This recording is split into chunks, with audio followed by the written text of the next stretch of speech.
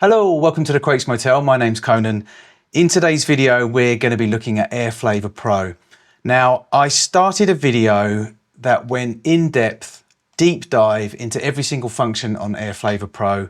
And to be frank, I bored myself within about 15 minutes. And I think I'd only got to the second plugin in AirFlavor Pro. So what I decided was it was pointless doing another video, doing a deep dive into what exactly each function does on AirFlavor Pro. There's quite a few videos out there like that already, so I didn't really see the point in doing it again. Check out the video on Akai's YouTube channel that Andy, whatever his name is, did. That covers everything technically. It covers what each button is supposed to do. I guess is the best way to say it. What I wanted to do is I wanted to make a video showing AirFlavor Pro used in different ways in a real world situation, how I might use it, how I've used it on this particular track, which I'm going to show you in a second.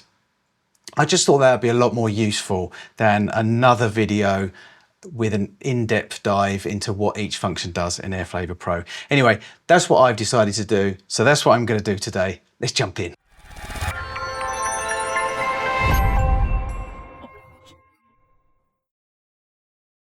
Okay, so we've got a beat in the MPC. The beat initially started off as just a way of showing me using AirFlavor Pro in various different ways, but it's actually kind of turned into a beat which I'm gonna finish off, and I actually quite like it, so it's not really just a demo beat, I guess, anymore. But we shall see.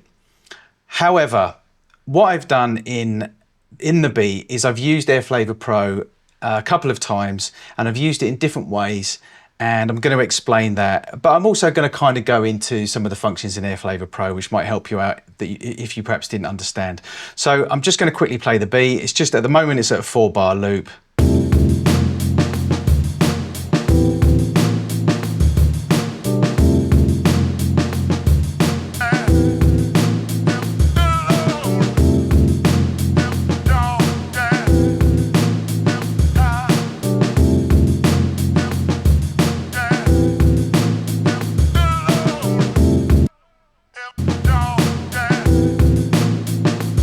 So just giving you a brief idea, we've got some vocals on there obviously, which I'm going to drop in and out. We've got this beat, which is kind of an underlying beat.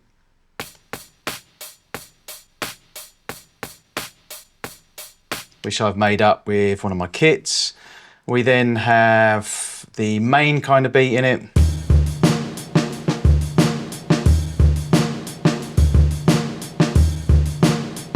So that's made up with a break, but I've chopped it up and kind of changed it to give it a little bit more of a feel, but also I want it to sit tightly as well, which is why I chopped it up. Then we've got some electric piano chords.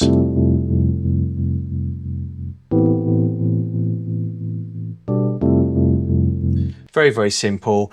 To be honest, I wrote it just using the chord progression notes function in the MPC. Really, really simple. I like to keep my tracks quite simple. I do understand a bit about music theory, and I do understand about chord progressions and circular fifths, all that kind of stuff. However, I do still like to keep things quite simple. I use quite a lot of jazz chords as well, a lot of sevenths, and that kind of vibe. I like it, and I'm using the electric plugin on the MPC as well. It's not samples or anything like that. Yeah, there's some decent sounds on there. The Rhodes isn't great, but the Pianet's pretty good, and the Wurlitz is pretty decent as well. So I've just used that on there basically. Very simple. Okay, so we'll go back to the start with the long short beat. So you can see here I've got an entire effects chain going on, but I've started with AirFlavor Pro, and basically let's have a look at Blend. So in Blend, that's the main window that gives you an overlook of the entire set of plugins that are kind of built into AirFlavor Pro. AirFlavor Pro on a very basic level is one plugin slot, which has got 6 plugins, as you can see. But there's a little bit more to it than that as well. The plugins that are in there, most of them kind of already exist in the MPC, and when this first came out, I did see quite a lot of people go on about that. you know, is this actually a new plugin, or is it a single plugin that uses 6 plugins that are already in the MPC? Kind of, yes, that kind of is the case, but it does have its benefits, and there are a couple of extra things in there which weren't included in the MPC already, which I'll go into. But basically, yes, you know, everything on here, perhaps apart from the vinyl sound, you could actually do in the MPC already in a different plugin. The benefits obviously of AirFlavor Pro is that you've got one plugin, one slot taken up with 6 plugins. That's kind of how I look at it, and that's why I kind of thought it's a cool plugin, because it just kind of, does it save on CPU and power? It does actually take up more than a single plugin would, but I think, I haven't tested it so I can't confirm, but I'm fairly certain that it would take up less plugin power than 6 separate plugins. And obviously you can't have 6 separate plugins on the MPC on a channel. You would have to split it up into returns or submixes, etc., because you only get 4 slots. So from that point of view, it's decent. Across the top here is kind of a main overview of all 6 of the plugins. So you can change the overall intensity. You've got a high pass and a low pass filter. You've got some width and you've got a gain. So that is going to affect all of the plugins, however you've got them set up. So what I'm going to do, like I said, I'm not going to go through each individual element. I'm just going to go through the elements which, or the functions on the plugin which I've actually used. In this case, I've used distortion, digital and volume, and I'll show you exactly how I've used that. So with the distortion, if I just take this off.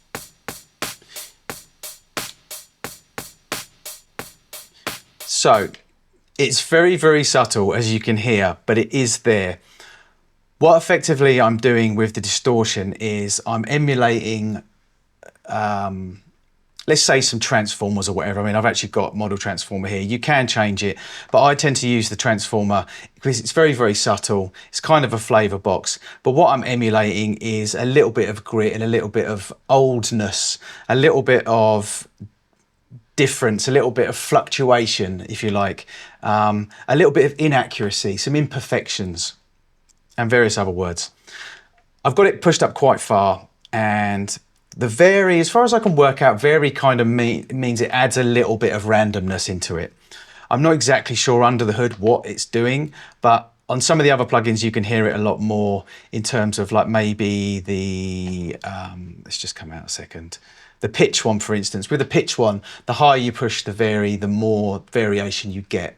So I'm imagining that that's what runs pretty much all the way through. So back to distortion, I have got some highs rolled off, obviously you can see here, and what you're doing here is you're not actually affecting the whole signal. So I'm not rolling off highs from the whole signal as such, I'm just rolling off the highs of the transformer, the distortion plugin. So what I wanted to do was kind of emulate as if it was being run through old tape, reel-to-reel tape.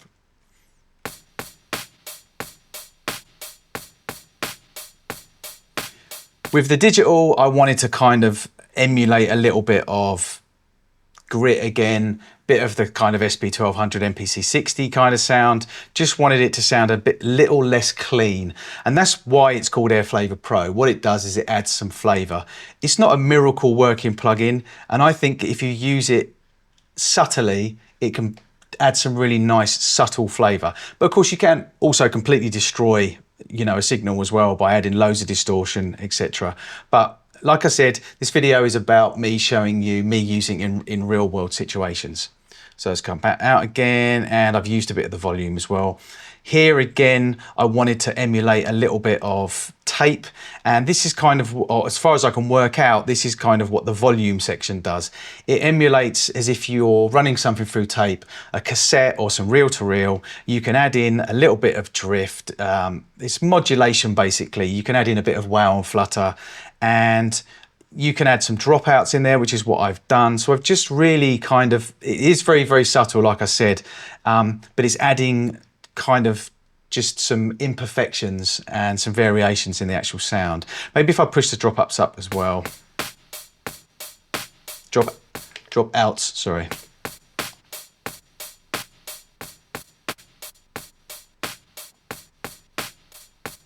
So if I really push it, you can hear the effect, but I don't want it to be really, really pushed. I want it round about 50%-ish, and I wanted a few dropouts. Let's say I wanted it to sound like it was on a decent cassette player or a metal tape. I don't know if you remember the metal tapes, the TDK metals. So it was quite hi-fi. So there are a few dropouts and a little bit of variation on there, but I don't want too much on there. I don't want it to sound, you know, over the top. So that's how I've used it on this particular beat. Also in the chain, you'll see that I've got a little bit of compression on there. Let's just play it. That's kind of a drum compressor. It's kind of set up, same as a DBX 160.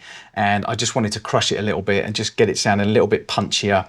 Power EQ, I think is probably where I've done the most work, because I've rolled off, I've rolled off a ton of the low end, because I wanted it to sound almost, it's an addition to the beat. It's not supposed to be the beat, if you understand what I mean. The main beat is the sample, the loop which I've put in there, or the loop that I've chopped up. This I just wanted underneath it just to add a bit of consistency. It's a trick that I use quite a lot. If I'm using a break beat as a loop, as a drum beat, I quite often lay sounds underneath just to kind of enhance and give me a little bit more control over the low end and the mids and the highs. So it's kind of like an enhancement beat, I suppose, be the best way to describe it. Yeah, that would be the best way to describe it, an enhancement beat. So you can see I've done quite a bit of work on that. I've got rid of the low end and I've added some highs on it as well, just to kind of make it sound a little bit crunchy and a bit hi-fi, I suppose. Again, kind of making it sound like it's recorded on a metal cassette.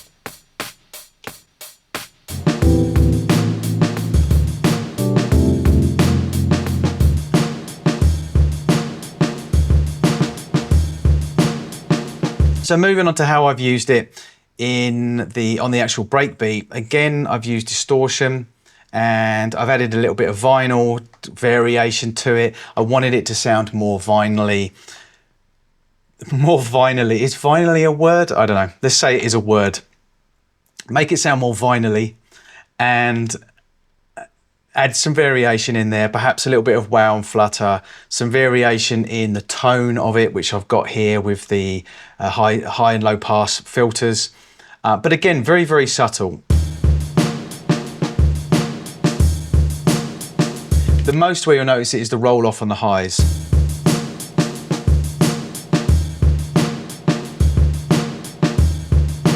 Now, the reason why I wanted to do that particular work on it, and if I come out as well with the digital, I've really sort of crushed it. Sample rate's much lower. There's some more, actually I haven't rolled off any highs on this part. That must be on the distortion plugin. And the bit rate is lower. The reason for that is it's a breakbeat which I had on vinyl, early 70s, 1971 I think it is. It was on Polydor, I remember. And my vinyl version of it was pretty screwed. It's quite a rare beat. And it was a little bit of warp on there, quite a lot of crackle. But this version is actually off a remastered CD. In the late 80s, early 90s, they re-released a lot of Blue Note and a lot of jazz from that period, a lot of jazz fusion from that period. Nat Adderley, I think it's Nat Adderley, that drum beat. So I had, rather than use the scratched vinyl version, which I do actually have a digitized version of because I digitized all my vinyl, but I used the CD of that. So with the CD, obviously there isn't really as much imperfections in there, just a bit of room sound and maybe some roll off from the original tape that it was recorded on. So I just wanted to dirty it up a little bit and make it sound a little bit more like it was from vinyl. And that's what this plugin is really, really useful for. But you will notice that I haven't actually used the vinyl edition, which I'll go through in a second. So I haven't actually used that on that, but I have used it and I'll explain.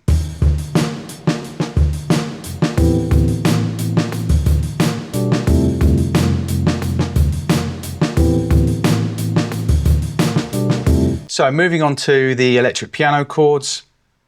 It's a pianette. And I haven't done anything on this apart from, oh, actually, let's just quickly go back to the beat. I do apologize before we go into the electric piano. I've done a little bit of work on the chain, you can see here as well, a bit of compression.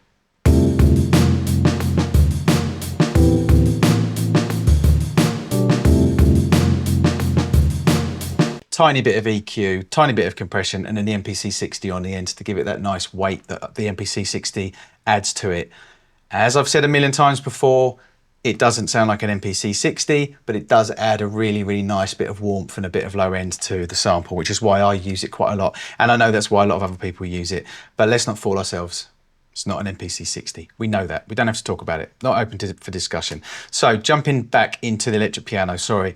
On here, I've just used Air Flavor Pro. As you can see, nothing else in the chain at all. Here, I wanted to add some real variation to it. I love that kind of lo-fi sound that a lot of producers use in lo-fi stuff, where they make the piano sound wobbly or the electric piano sound wobbly to kind of give the impression that you've got some wow and flutter from a tape, or if the vinyl's warped. Again, you'll be using a brand new plugin or a brand new sample of an electric piano, but you want it to sound like you've sampled it off vinyl.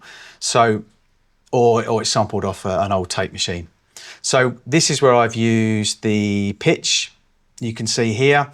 And here you can add fluctuations, you can add some wobbliness if you like. Wow and flutter is what is the proper name for it on tape. I think they call it wow and wobble, I think, on here, which is a bit laughable, frankly. I don't know why they didn't just call it wow and flutter, because that's what everyone else calls it in the known universe. So you can see I've pushed that quite far to give quite a lot of wobbliness to it.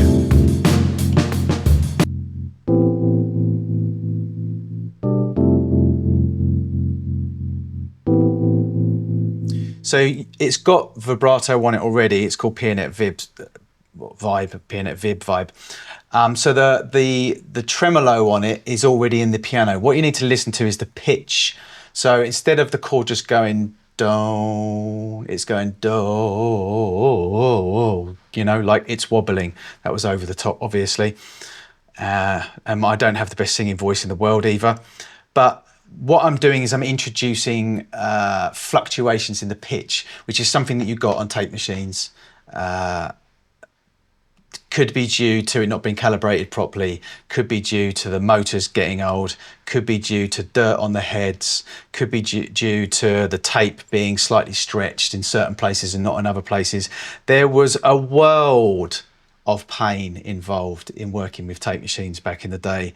And even towards the end, when they got much, much better, they still needed to be calibrated. And the age of the tape, what tape you use, the temperature of the room, and so many other variables came into play. So amazing. Now, you know, I've talked about this before. We would spend so much time trying to get a clean sound whilst using tape. Now we spend all our time taking clean sounds and trying to get them to sound crap. So brilliant. Nothing wrong with that. I love it. And that's what I'm using this plugin for. So I think, yeah, so I've used the pitch on here and I've pushed it quite far to give it some really nice wobble. And then the tom I've added at the end here. I just wanted it to sound like it was recorded through a bass speaker. Amp Bass 2 is really, really nice on here for Rhodes, Peernets, Wurlitzers, B3 organs, because what you're in effect doing is emulating a Fender Bassman amp. Look, I'm not going to lie to you, it doesn't sound exactly like a Fender Bassman amp, but I think that's probably what Akai have based this plugin on, the Amp Bass 2. Fender Bassman amp was an amp which quite a lot of us used to run Rhodes through, Wurlitzers through. It was just a fantastic amp. I mean, if I was to own just one amp, okay, maybe two amps, one would be a Marshall Bluesbreaker and one would be a Fender Bassman. Fender Bassman is, yeah, it's just great to run things like Rhodes through. I know Stevie used to run it through there. A whole load of jazz musicians. Bob James used to run it through there. George Duke. I don't know about Herbie Hancock, but probably at some point. At some point or another, almost every well-known Rhodes player has probably run it through a Fender Bassman too. So really that's what I was kind of trying to do here.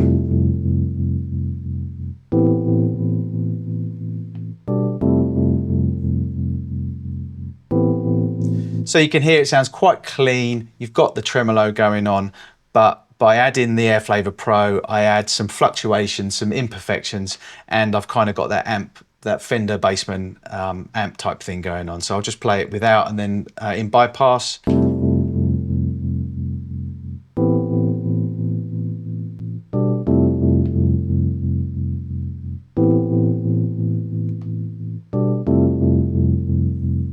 So again, very, very subtle, but you know me, I love my subtleness.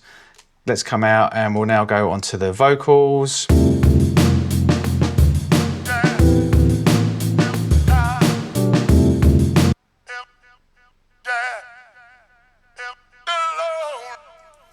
So there's some vocals sampled off Salsoul record maybe, and I've really, really slowed them down. I think it is a Salsoul record. An acapella, I've got a bunch of Salsoul acapellas. Did a bit of work on the channel strip, just two in there as you can see. I think mostly it was probably...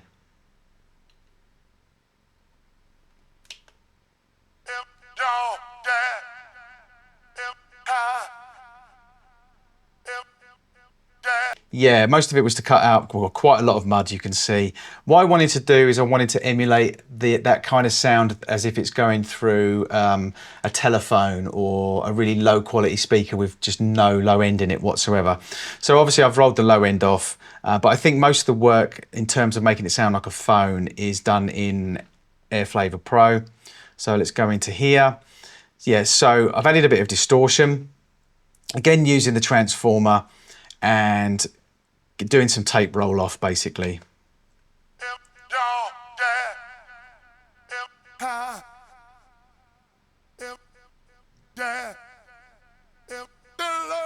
So you can hear actually the distortion on this plugin is quite a major part of the actual sound. So I've really kind of dirtied it up and given it that kind of coming through a phone type sort of sound, which has a sort of element of distortion to it in itself anyway, and it's all very sort of high mid. So let's just listen to that. It's a bit difficult to listen to because it's all over the place, but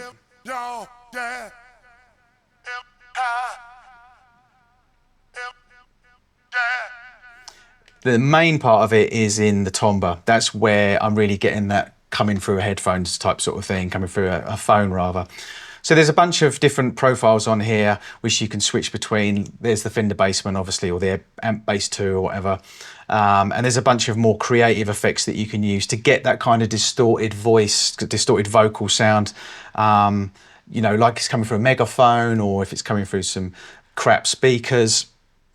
So that's a really, really nice little addition. These do actually already exist in the MPC, most of these profiles. They're just in the normal Airflavor, I believe. But it's handy having them again, like I said, in one plugin that's got 5 other effects rather, sorry. So that's what I've done there. Really, the whole point of it was to create a vocal that sounded as though it was coming through a phone and a little bit of lo-fi-ness. Lo-fi-ness, that's another word I think I might have just invented.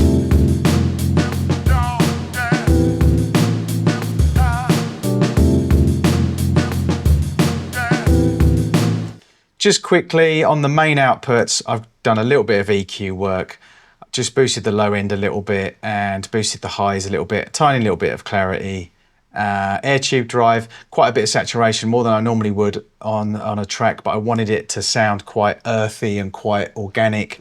A little bit of drive, and then obviously a limiter. Shouldn't really be doing very much. I've monoed the lows and I'm just touching the limiter a little bit. When I bounce this, I'll take it down by 6 dB to give myself some headroom, and I'll turn the limiter off completely.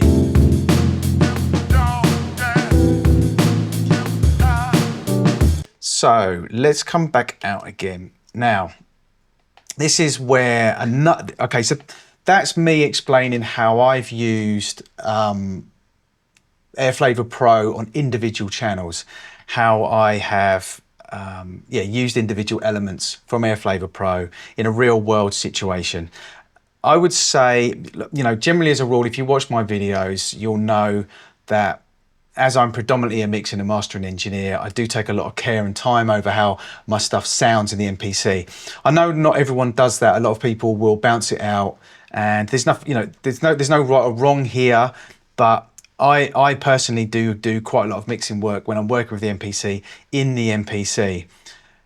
I might not bounce it with that work on there, but I'll use it as a way of getting the sound. I want to feel the sound. I find it very difficult to build a track if I don't add any sound to it as I'm doing it, and just keep everything flat and I don't do any mix work as I'm working. Other people are quite happy to do all the mix work once they've finished. They can maybe visualize the track in their head, but I need to do it in there whilst I'm doing it. So where was I going with this? Let's go back to the, so this is how I use the Airflavor Pro on individual channels in a real world situation. But another way that I use it is I use it as a send effect rather than a return effect, because there's some very useful things on there that you can use to give an overall sound to the entire track. So what I've basically done is I have put Airflavor Pro on return number 4. Here it is, there we go. And in Airflavor Pro on the return, I've got each individual track sent to return 4, almost maximum on all of them, to be honest. I think it actually is maximum on all of them. So they're all going to return 4. And what I've done in return 4 is I've used Airflavor Pro to add some vinyl sound. So there's a ton of different ways you can use it. You could use the tom, but you could use the digital overall. But the point is, by using it as a send effect as such, I can get a particular sound, in this case vinyl, which I'm doing here. I'm adding a lot of crackle and clicks and pops, but I'm adding it to the entire piece of work, the entire track. Because for instance, okay, you can use crackle and pop, etc., and vinyl emulations in various different ways. You can use it to apply to one track on your song, like say for instance, I've sampled that breakbeat off a CD, so there's not going to be any imperfections or vinyl sound on there. So I could just add it to that beat if I wanted to just imply that that beat was sampled off vinyl. But another way that you can use it is to give the impression that your entire track is being played off vinyl, or you add an overall sound to the entire track, add in some pops and rumbles, some noise, some hum. Noise and hum tend to be more something that would emulate electronic transformers or ground hum that you would get from a badly wired plug, etc., or amplifier sound. I mean, when I listen to some really, really old stuff, late 60s funk, not so much in jazz because they're a lot more careful with the production and the tracking, but in some of the real garage funk where it was recorded in a garage, you can sometimes hear the amp buzzing, and you'll hear it be faded out right at the end when they were cutting it to vinyl, when the mastering engineer was making the cutting version. So that's a good way of emulating it with the noise and hums. You can introduce that kind of noise, that ground sound, or not being earthed properly. But what I've done here, by using it as a send effect, I've applied some crackle and some pop, and then I can add in as much as I want. I can add as much salt and pepper, if you like, to the actual track overall, rather than just having the vinyl sound on the drum beats or just the vinyl sound on the vocals, etc. So that's how I've used it here, using it as a send effect.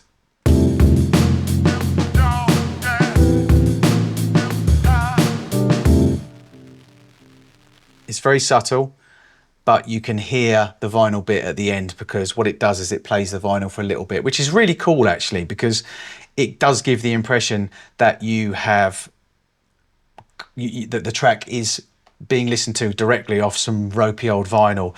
What would be even better is if you could, I mean, there are ways around this. Obviously, you could make a sample, but what would be cool is if I was to press play and it emulated the drop of a needle, a little bit of vinyl noise, then the track with the vinyl noise over the top, and then a little bit of vinyl noise at the end rolled off as if a mastering engineer had faded it before cutting it to vinyl. That would be really cool. But it's very, very subtle, and I've literally I've used it as a send effect, and it's being blended into the mix basically.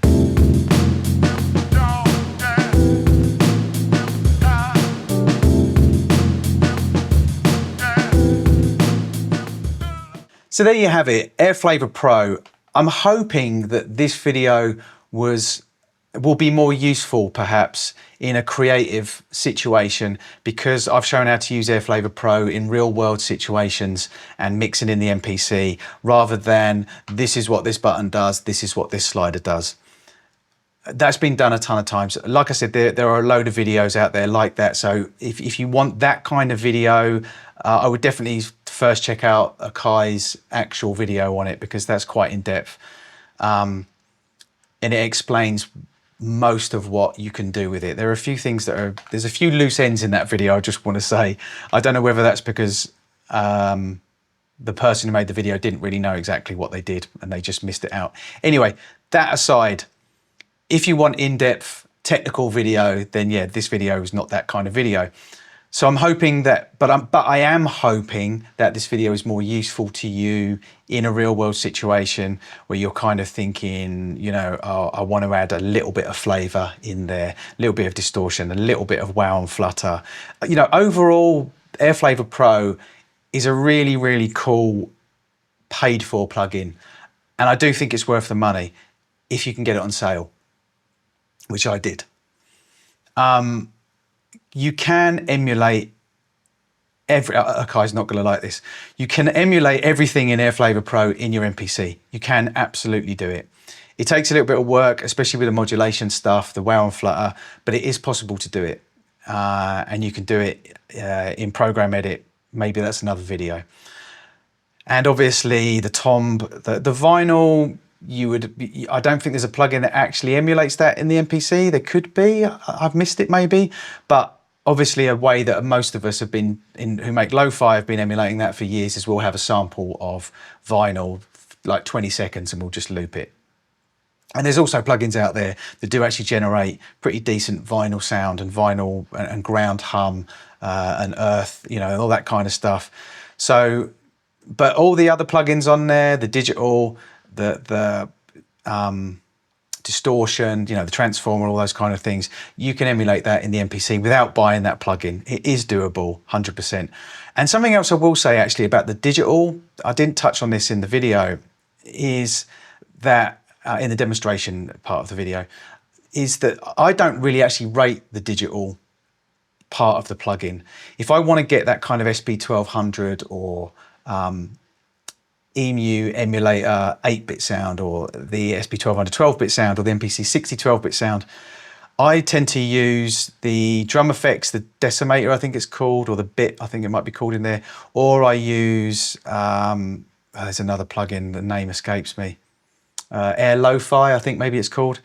I actually think that that does a better job of emulating vintage samplers. I don't actually think the digital part of AirFlavor Pro is very good at all. In fact, generally, as a rule, if I want to emulate an old sampler, I don't use that. I've used it in this video because I just want to show, wanted to show you that that's how you can use it. But I probably would reach for a different plugin, to be honest. I'm sure it's called Air Lo-Fi. Sorry, my memory. But yeah, so I hope that this has been a more useful demonstration of AirFlavor Pro as a real world situation plugin. So thanks for watching. This is the Crates Motel. My name's Conan. Till next time.